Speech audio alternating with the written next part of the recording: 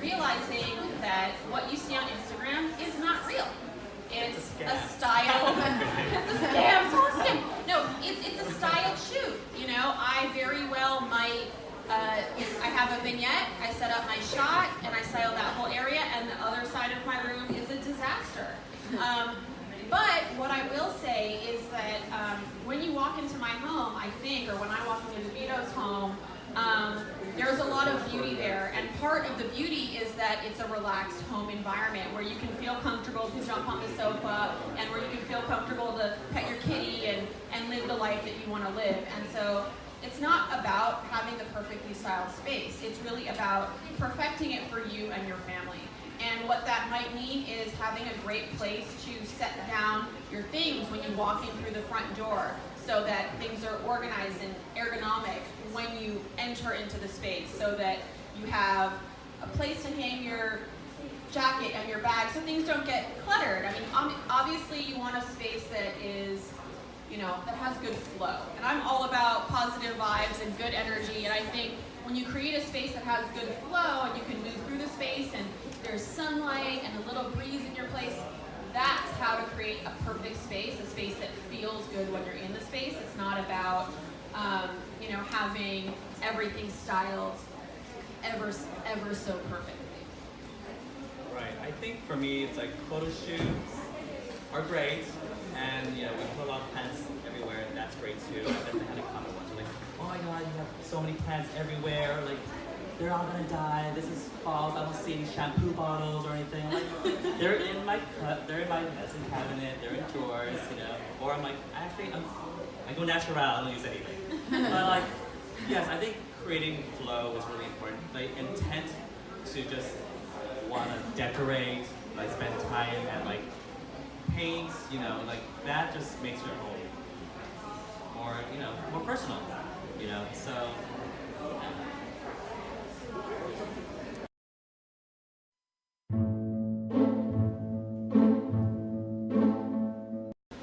It's finding balance, you know, with like, if I have a lot of, like, I love hanging a lot of baskets on the walls, and so now I'll like balance it with like maybe a cleaner rug, like a more of a neutral rug. So it's balancing textures and color for me, like if it's warm tones with, you know, cool tones.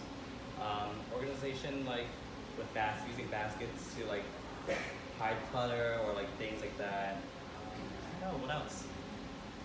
Yeah, so for me, I think it's really about organizing your life in a way that works. So you can be maximal, but if nothing has a place, then it's going to be chaos. That for me isn't maximal design. That's just, you know, when you kind of borderline on being hoarder, which I probably do, but at the same time, like if you look around the store right now, to me this is maximal. There's like so much stuff, but you can see everything's organized by color. Everything has a rhythm, and I think when we talk about balance and design, there's also a rhythm thing that happens. So, you know, if we're talking about a basket gallery wall, and you organize them in a way that when you look at them, it's like music. It's like boom, boom, boom, boom. It's and like art, right? Yeah, and so you're balancing sort of what goes on the lower levels with what goes on the upper levels, and you're balancing color, and you're using the color wheel to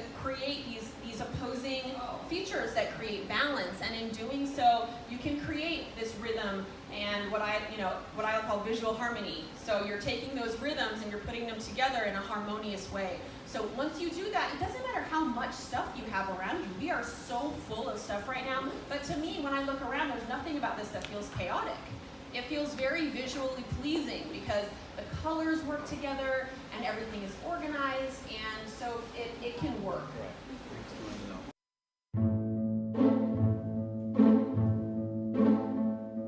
Yeah, I'm really lucky to just have that opportunity to, you know, have my own home to be like in my art studio. I don't have a workspace. I work literally, my office is my bed or my dining room. Sometimes it's my new bathroom or my guest house. It's literally everywhere. And it drives my like partner insane because he comes home, he's like, oh my God, I feel like I'm walking to a new home, a new room every day. Please stop changing this. But I'm like, I just love, the more I live in the space, the more I realize what I need, how it flows, how it functions. And you know, just like the season changes, I love to change the color. I just painted my walls back to white, and maybe in 3 more months I'm gonna do maybe coral or rust color, whatever, you know, the latest trends here, and getting inspired from even just shopping in the store. I'm like, oh my god, I love that yellow. I want it, that mustard yellow. That's gonna be my new like sofa or like a pillow. So, but I'm you know, I love that I can work and live in my own space. I love it. It's just been really awesome. So I'm really grateful for that. I mean, Justina as well, 'cause your home is all over. Yeah. I will say that it's hard.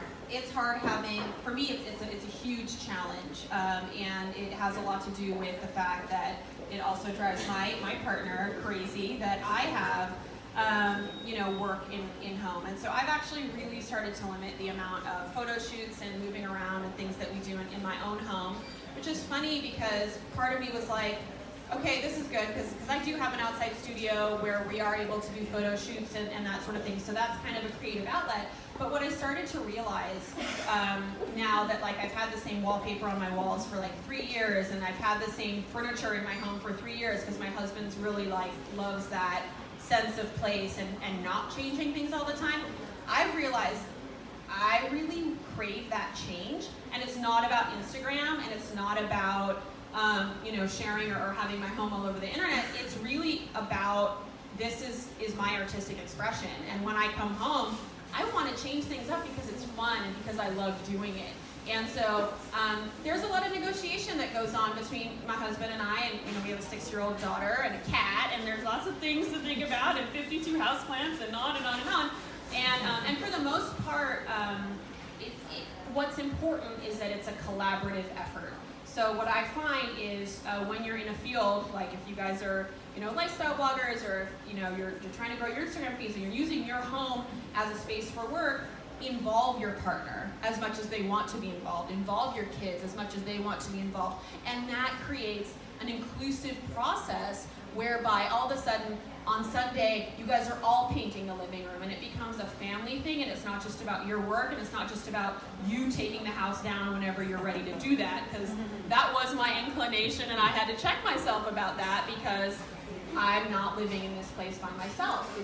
It's a home, it's a collaboration, and we all need to work on it together, and we all need to be happy living in that space together.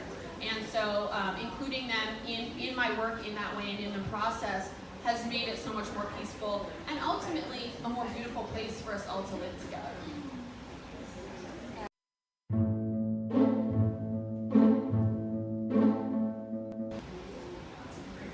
So I started my blog in 2008, so it's been 10 years, which is crazy.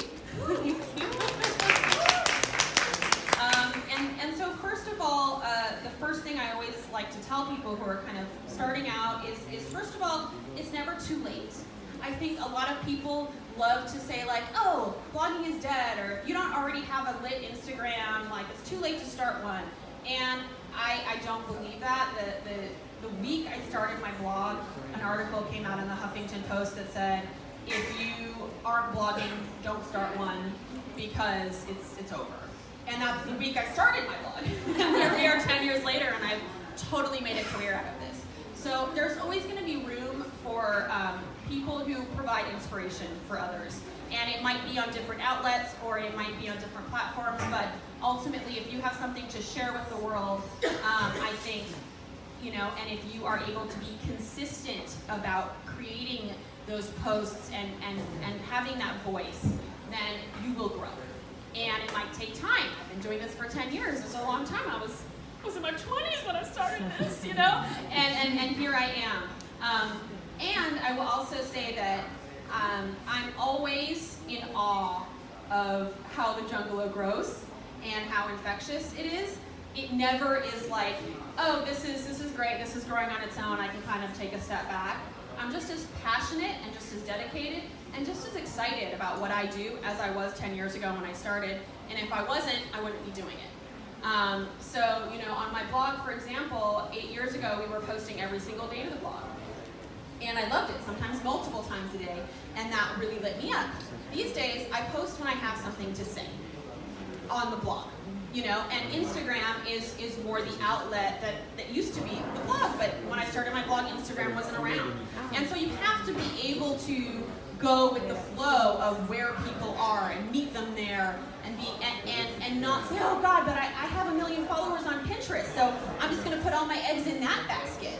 No, you really have to diversify, and you really have to see and be a little ahead of the curve and say, oh gosh, you know, it seems like people from Twitter are moving onto Instagram, and so I'm gonna start doing that and see what happens. And you have to be flexible and willing to adapt.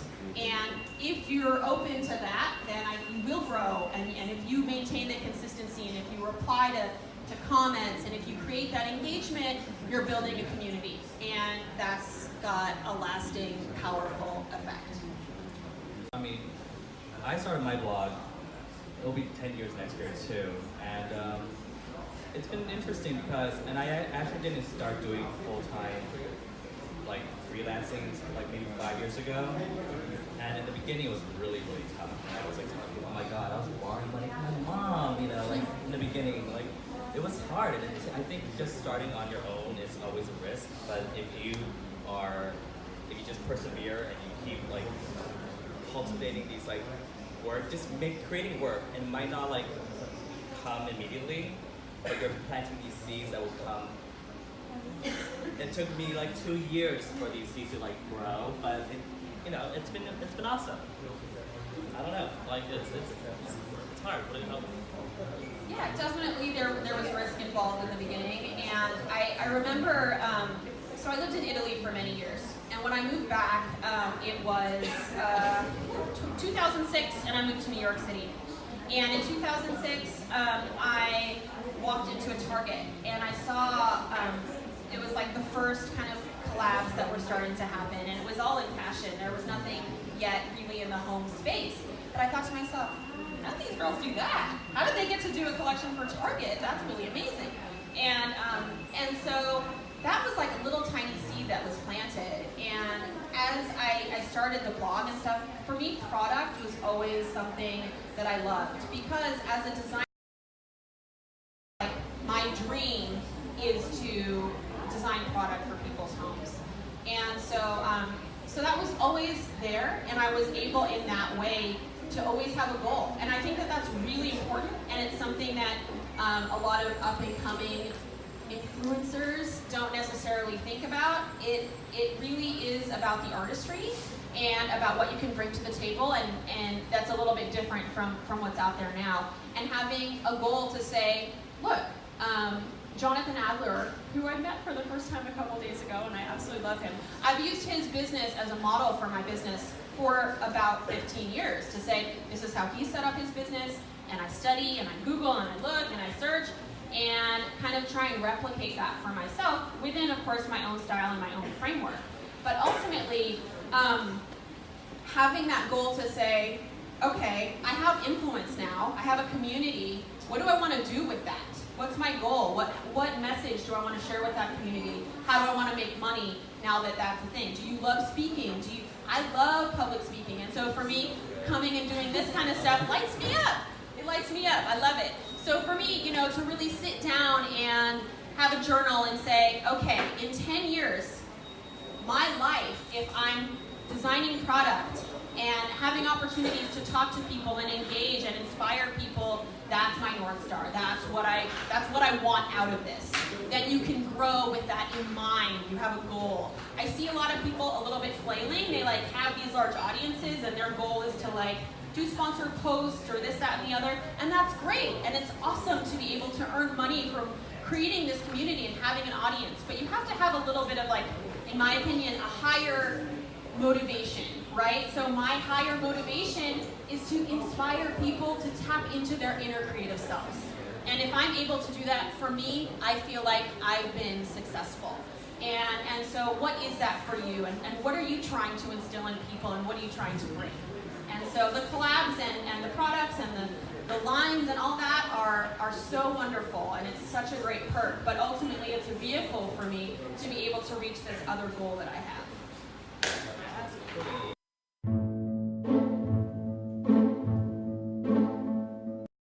I was stalking him. let's be I honest. was like, I've never done anything like this before. I was super like timid, still am, but like she brought out the energy in me. And like it's so funny. She was a creative director at a gardening plant for Woolly Garden. I mean Woolly Pocket, and I was a graphic designer for her. And so from there on, we just had this like really finding. It's really important finding what like the right people to collaborate with, and I've just been really lucky, to just like we like understand each other. We have the same drive, the same like sort of like style as well. Same style of working, and I think sometimes that is so overlooked when you're looking for a creative collaborator. It's like, oh, I like this person's work, and we have fun together.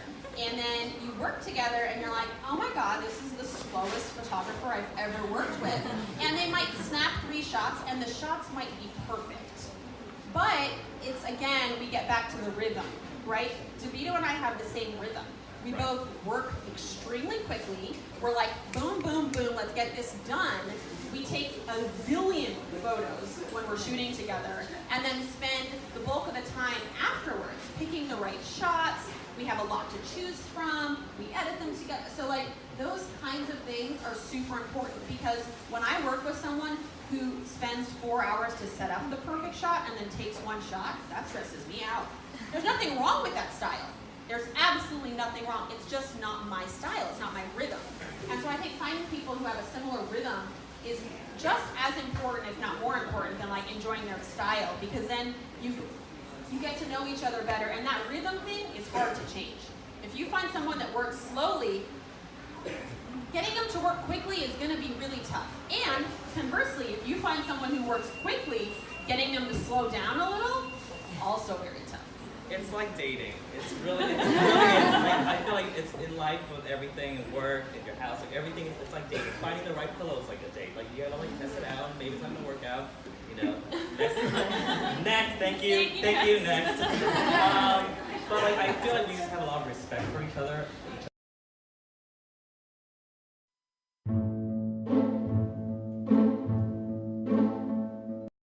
Diverse event, like crowd. I mean, everyone here it's beautiful. And oftentimes when I go to a lot of events, I'm the only person of color. I'm like, are you serious? Like I'm the darkest person here, like. So, but it's tricky navigating this, like.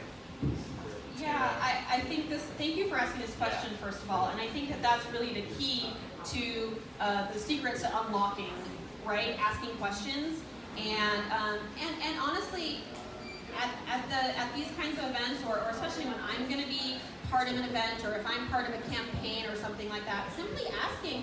Just out of curiosity, who else is involved in this campaign? Making sure, oh, we're having an event. Great. I'll say things like, I just want to make sure the event is colorful. And when I say colorful, I mean I want people of all different colors there. And so there are ways that we can be challenging the status quo.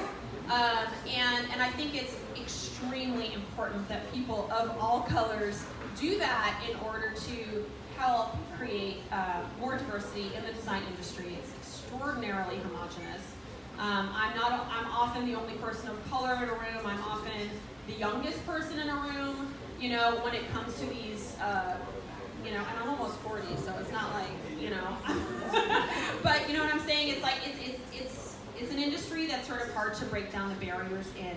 And I will say that I have found success in bringing this thing up in creative rooms, and when I look around and it's homogenous, I will say something, and it might be uncomfortable for a minute, and that's okay.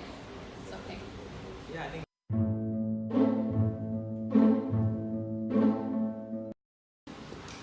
Hey, girl. Oh gosh. Okay. Advice to my early Instagram self: stop using those terrible filters. I also wish I wish I had shot more.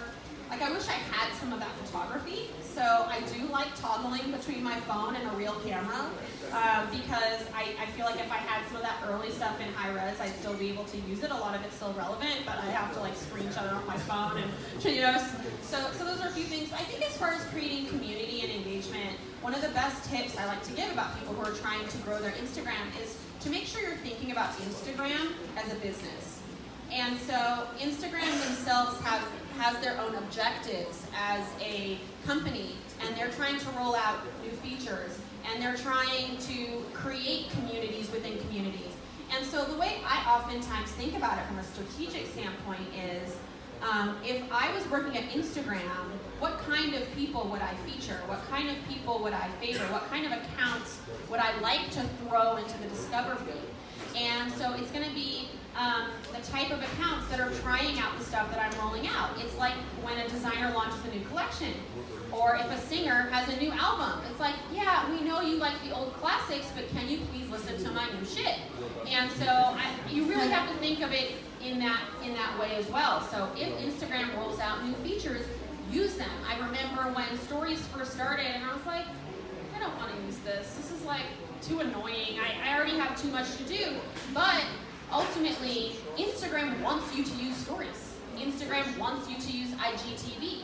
And Instagram wants you to use anything new that they roll out. So one piece of advice I would give to myself, if I could start all over again, is as soon as Instagram rolls out new things, try them, use them. You will be favored. I guarantee it. Also, I think there are companies, large companies, that spend a great deal of money doing a lot of marketing and testing, A/B testing about how often to post, when to post, all this. And it took me a while before I figured out, oh, Maison du Monde has a great social media account and they're growing really quickly. What are they doing? When are they posting? How often are they posting? I'm going to look to them and I'm going to emulate that rhythm. We'll get back to rhythm again. I'm going to emulate that in order to say, I might not have a team of 50 people who can tell me when the best time to post is, but they do. And so I'm going to follow that lead.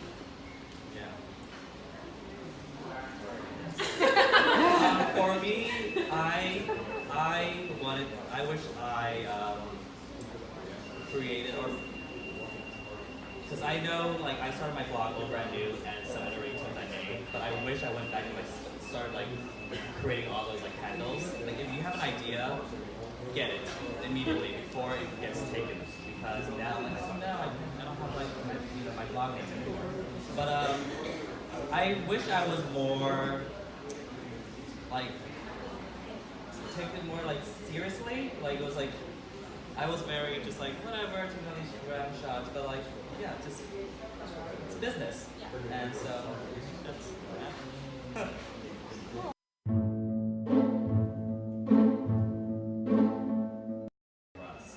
Rust is gonna be a great color. I actually have a sofa coming out next year with rust and texture. More texture, more bold colors. I think we're gonna, no more white. Scott is out. It's gonna be really bold greens and blues, rich colors like you've seen here. This is everything I envision for next year. Yeah, absolutely. So I mentioned this last night, but one of the things I love when I walk through the showroom is the incredible when I see how natural materials are being used. So I love all the baskets that they have in all the different areas with their rattans, and I'm seeing a lot of paint used on furniture, and I absolutely love the use of natural materials and using it in new and interesting ways. So that's first. I also think that pampas grass is the new monstera leaf. And so we're going to be seeing, I think, a lot of those kinds of fluffy, airy kinds of plants and textures in homes. And I also am seeing, I think for quite a while, it was all about brass. And a little bit before that, it was all about copper. And what I'm noticing right now is that people are mixing metals in really fun and unique ways. So you'll walk into a kitchen now or a bathroom, and you might see a faucet handle that's brass, and the shower head might be copper. And I really kind of like that idea of mixing metallics, and I'm seeing that a lot here in the store as well. And I think it's really fun to maybe do a console with all different kinds of metal and all different colors and see how that works and plays together.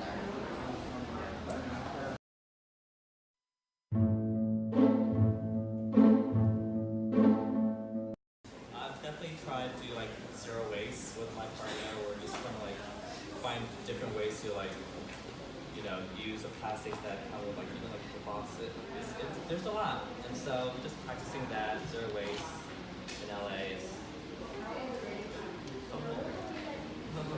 Yeah, sustainability is so important to me, and it's sometimes a difficult balance between creating affordable things that are also sustainable, and I feel like it's always a little bit of a push and pull trying to create that perfect thing and that perfect room and that perfect space, and also keeping Mama Earth in mind. And so I think just as a practice and as a person, I try and lean on natural materials as much as possible. That's one of the, I think, most important things when you're talking about sustainability and home furnishings. It's like that we're not creating things that are going to be here for all of eternity, right? Like things should go back into nature, and so we're talking about wood, and we're talking about these vines like rattan or cane or all these things, or organic cottons, or these kinds of things that aren't just poisoning the earth as we move towards this crazy future that we're headed to. Obviously, another one is plants for me, and bringing that into the home. And it's not just about how it looks or even how it feels, but having a closer connection to nature. For me, it makes me more conscious of what I'm doing on the day-to-day basis and how I'm affecting my world, because I call plants our cousins, and for me, it's like we're all family and we're all in this together, and how do we protect our family, and how do we protect our cousins? So last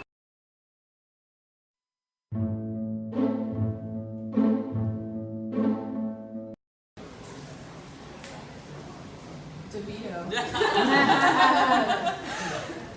Well, I think the fact that there are more conversations like this happening, where we're talking about sustainability and we're talking about diversity, and I think that that is one lovely thing about social media, and it can be a little overwhelming, but having a dialogue and being able to meet people who are different than you and just talk it out is a really exciting thing for me. I think for so long, design was just for the rich, and I think it's ridiculous.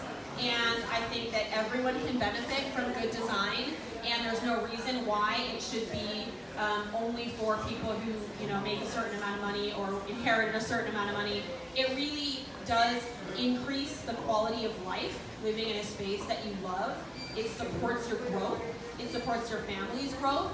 And so for me, the way that social media and stores like Maison du Monde are really democratizing design is so important, and it's exciting, because the difference between coming home from work and walking into a place that you love is, it's just life changing. It really is. Yeah, I'm excited, for people to really explore more color and use more color in their home, and I feel like Maison du Monde, giving a lot of people a chance to really test out these fun ways to, add dazzling color.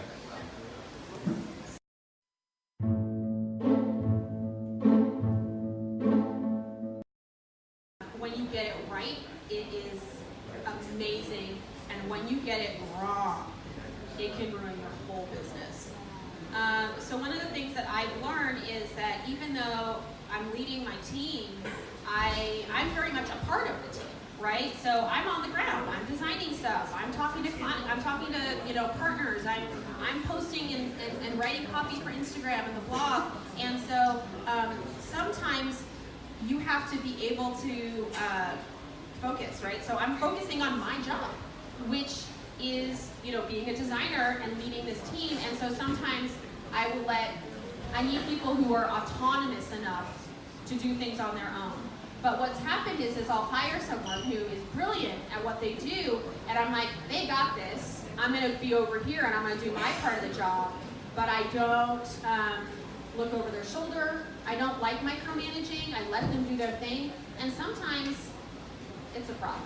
And so what oftentimes will happen, and what I'm trying to get better at, is checking in a little more, even if it seems like someone's doing fine, like making my rounds, making sure no one, is going far down the wrong path. And I've let people go far down the wrong path in the past, and it's just very difficult. And so sometimes it really is about me making time to really engage with my employees and making sure that that we're on the same page, because I can be a little too hands off, letting them manage their area, and then all of a sudden there's a whole photo shoot that's done or a whole thing, and it's like super off. So that's definitely been my biggest lesson. I will also say that besides the core team members that I have, like my full-time salary employees, my peripheral, I got it. Wow. Peripheral team, like the freelancers that I work with, from my accountant to my attorney, don't underestimate the importance of those peripheral team members. The difference of having a good accountant and a bad accountant can be the difference between you having a business and you not having a business. So I learned that lesson the hard way. It was somewhat recently when 8 months into the year, my accountant at the time told me that I owed $80,000 that I thought I didn't owe. And it was like, I cried. I sat in my car and cried, because that was like all the money I had, and all of a sudden it was like and I had been paying my quarterlies, and it was just, anyway, I'm getting personal. But the point is that having all those team members, even if you're just a freelancer by yourself, that are really good and really invested in your business is so important.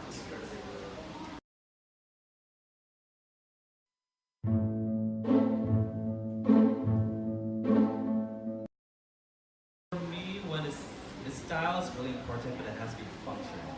And I've renovated rooms where I'm like, oh, this is beautiful, but shit, I really screwed up here. I did not listen to my contractor or my partner that this isn't gonna work. And so no matter how beautiful, how many plants you put on it, if the water is gonna be like just in this one corner and soaking to the walls, it's not gonna work in the bathroom. You know what I mean?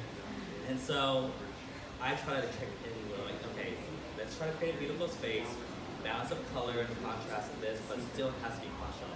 I don't really have a rule for like when it comes to style. I think style is such a specific thing, subjective, And so I think the more the way I found myself is like, it's very eclectic, but like, I just like to play with color and things a lot, and that's the way I was finding my style. I don't have a rule for style, but what I've learned when renovating homes is it's another thing. You have to really make sure it's functional, and I've definitely created spaces where it's like, oh, Didn't work. yeah. So it's design is more than just picking color. It's also like how it's like the tiling has to be right. The space, the spacing between tiles, and like that creates another different look and everything. What else? So I would have two sort of suggestions, and I think when I was first trying to figure out what my style was, Pinterest was a great tool for me for that. I sort of had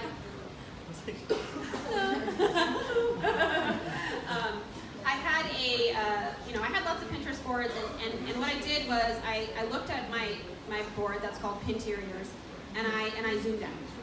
And so I was looking at maybe like 100 pictures at once. And what I tried to do was I tried to find the common thread. These are all things that I just like repinned for some reason. There was something about it that I was drawn to. And what is that common thread? And so I just sort of sat there and took notes and thought about it for a while. And when I distilled it, and when it came down to it, for me the common thread of all the images were that they were all colorful, they all had a lot of pattern, and they all had a lot of plants. And because of that, I was able to hone in and say, oh, well, I like color, pattern, and plants, and that's really the foundation of what my brand is. You will be pressed to find an interior that I've designed that does not have those three things in some way. So I recommend kind of looking at your style, and I think Pinterest is a great tool for that, from the top down, and really zooming out and being able to say, what do all these spaces have in common? Oh, I'm drawn to white walls. Oh, I'm drawn to Moroccan carpets. I'm drawn to teal pillows. What am I drawn to? What do all these images have in common, and how can I connect the dots? So that's one thing. I here are the statement about functionality, because that's something that is really, you can try and think out of the box and you can try and do this, that, and the other, but there are some things about design that are proven. It's proven to, if you have the kitchen triangle, it makes the flow in the kitchen better. It's proven that you should have, 2 feet of space between furniture so that if, someone with a little junk in their trunk is trying to walk through, they're not stuck, between the sofa and the coffee table. So there are certain things when it comes to flow, and when you start to learn those rules, about functionality, it can inform also the aesthetics. So all of a sudden, you need 2 feet here, you need 2 feet there, you need 2 feet here. You all of a sudden know the size of the sofa that you need, for example. So the scale is extraordinarily important. I think it's often overlooked, and it can really, like having a large sofa in a small space or a small sofa in a large space can really throw everything off. So really paying a lot of attention to scale and balance and flow, I think, is really the key. And then once you've sort of honed in on those things that you're drawn to by looking at your own style from the top down, you kind of have how to marry your own personal style with the functional needs of the space you're working in.